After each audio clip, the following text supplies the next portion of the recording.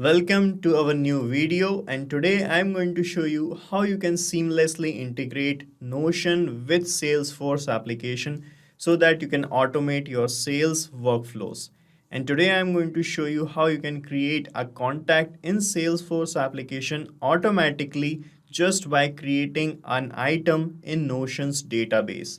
So guys, whether you are new to Salesforce or you are a seasoned user, this automation video is for you because here we are going to set up it without any coding super easily. So let's begin. So to set up this automation, we are using Pabbly Connect application, which is an automation tool, and this is the landing page of Pabbly. And guys, from here you can sign up for free and you will get free automation tasks every month to test and set up your automations. So you can just sign up right now from the given link. I have pasted this link in the description, so you can just sign up right now, and after that you have to sign in and you can reach the Pabbly Connect product and you will see the dashboard like this. And from here guys, you have to click on this create workflow button to set up your workflow. Here you can give a suitable name to your workflow as well. So I'm giving the name here as Notion to Salesforce. Alright, so after giving this name, just click on create button and you can see your workflow page is loading up here. And on this page guys, you will find these two modules, the trigger and the action. So with the help of these two things, you can set up any automation. So trigger is an event which starts the workflow and the action is the automated response or the consequence of the trigger. So in our use case, creation of an item in Notion's database will act as a trigger to this workflow, and the action would be is to create a contact in Salesforce. Okay, so here it is asking to choose the trigger application. So Notion will be our trigger application. Okay, and the trigger event would be creation of an item. Okay, so you have to select the trigger event as new database item. Okay, then you have to click on connect button, and from here select add new connection, then click on connect with Notion. All right, so it will bring you to this page. From here you have to give permissions to Pabbly Connect. Okay, so these are the permissions that you have to provide. So you can select the pages according to the permissions. Click on select pages, and to which page you want to provide permissions, you can check the boxes here. Okay, so I am right now selecting all the boxes.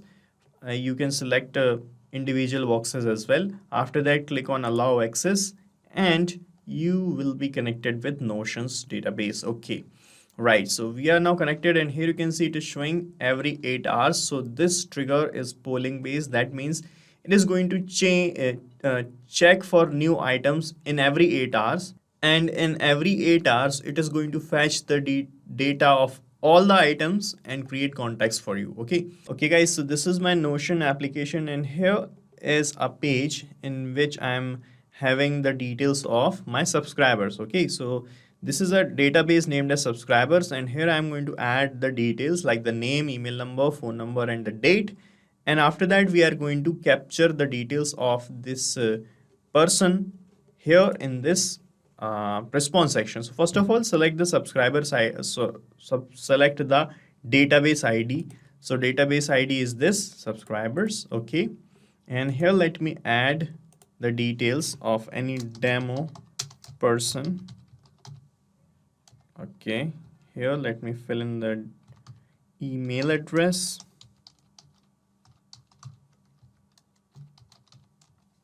Then we should have a phone number like this.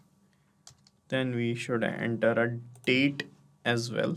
Okay, so we have entered the data. Now let me click on save and send test request button, and these details will be captured here in this response section. Let us see. I have clicked on save and send test request, and here you can see guys, we got the details as this. Phone number is here, name is here. Okay, email ID is here, date is also here. So everything got fetched here like this. So with the help of these details, I want to create a contact in Salesforce application. So we are going to connect with Salesforce here in this actions tab. So search for Salesforce. Here it is selected. Then you have to select the action event as create record. All right, click on connect here. from here select add new connection, then click on connect with Salesforce, and it will bring you to this window. Here it is asking to provide the access to Pabbly Connect, so you have to provide all these accesses. Just click on allow.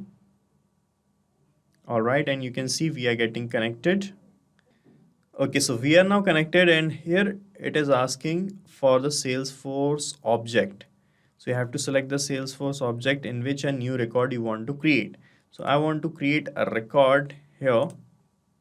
Okay, so actually let's select the action event as create contact. So we have a create contact option. So the action event should not be create record but create contact, so that we can create a contact directly. Let me click on connect one more time, and from here I'm using the existing connection option. Click on save one more time, and you will be connected again. Alright, so we are now connected again, and here it is asking for the last name, first name, and all other fields are here, and you can provide all these details for a new contact in Salesforce. But we have a limited details here, so we are going to use these details only, and we are going to map the data here to create a contact in Salesforce. So to map the data, you just have to click here on this field, and here you can see the Notion step or the trigger is appearing here in the drop down. So when you click on it, you will find all the data here only. So here you can search for the details of the person that you got. So here you can see we have these details, and here it is showing us the name, the full name here. It is not showing the last name and the first name differently or separately. So what you can do here, you can separate the first name and the last name using a feature of Pabbly Connect which is called text formatter. So how you can use this, just click here on this plus icon in between the steps, and another action step will open up, and from this action step you can search for text formatter feature. Alright, then you have to select the action event as split text. Use split text, then click on connect. Alright, and here you can see it is asking which text you want to split. So guys, I want to split this full name. Okay, so we have the full name here in this properties name text content label. So I'm going to map this label here. Just click here, and from this first step you will get this name label. Just map it, and here it is asking for the separator. So the separator is the space between these two things, the first name and the last name. Okay, so to provide space as the separator here, you just have to copy this. You can read in the help text. Just copy it and paste it here. Okay, and here it is asking which part of the name you want to fetch out, the first part or the second or the last part. So I'm going to select all here, so that we can get first and then last name separately. Click on save and send test request button, and you can see the result labels are here. In result 0 label we have the first name, in result 1 label we have the last name. Okay, now we can map this data here. So just click here on this last name. Okay, and you can see it is not showing the previous steps here right now. This means we need to refresh this connection here, because we have added this step also in between. Okay, so let me click on connected one more time, and from here you have to keep this existing connection option selected, and click on save one more time, and you will be connected again. So the connection is refreshed, and now when you click, you can see the previous steps are appearing here. So from the second step, map the result 1 label in which we have the last name. Then here map the first name from the same step. Then we do not have all these things, so I'm leaving all these fields blank. These are not compulsory things. We do have a phone number which you'll find from the Notions database step. Okay, here's the phone number. For the email, use the trigger step only, and you will find the email, map it like this. All right, now you can select the lead source as well. So web is the lead source. Okay, and guys, here by clicking on save and send test request button, you can check your connection with Salesforce. So here is my Salesforce account, and this is the contact section, and this is the 3 contacts right now we have. So let me click on save and send test request here and see if we got a new contact added.